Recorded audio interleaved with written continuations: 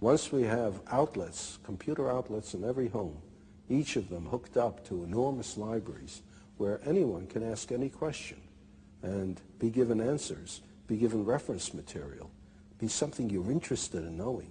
From an early age, however silly it might seem to someone else, that's what you're interested in. And you ask, and you can find out, and you can follow it up. And you can do it in your own home, at your own speed, in your own direction, in your own time. Then everyone will enjoy learning. Nowadays, what people call learning is forced on you, and everyone is forced to learn the same thing on the same day at the same speed in class. And everyone is different. For some it goes too fast, for some too slow, for some in the wrong direction. But give them a chance, in addition to school, I don't say we abolish school, but in addition to school, to follow up their own bent from the start. Well, I love the vision, but what about the argument that machines, computers, dehumanize learning? Well, as a matter of fact, it's just the reverse.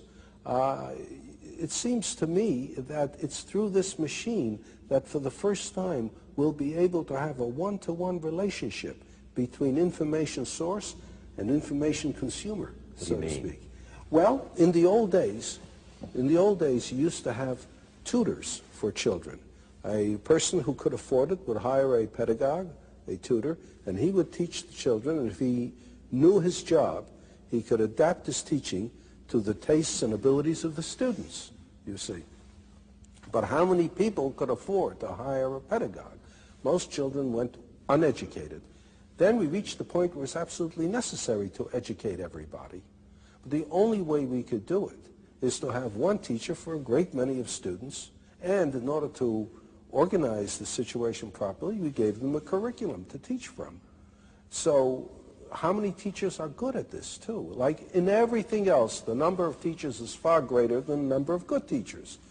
So we either have a one-to-one relationship for the very few or a one-to-many relationship for the many. Now there's a possibility of a one-to-one relationship for the many. Everyone can have a teacher in the form of access to the gathered knowledge of the human species. Through the libraries that are connected to the computer. That's right. On my desk in my home. Right. I can sit there and call up, well, what if I want to learn only about baseball? Well, that's all right.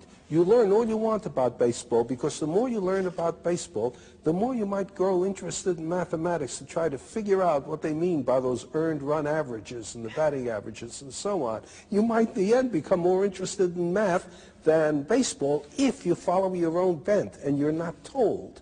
On the other hand, someone who is interested in mathematics may suddenly find himself very enticed by the problem of how you throw a curved ball. And he may find himself engaged in sports physics, so to speak. Well, why not? Why not?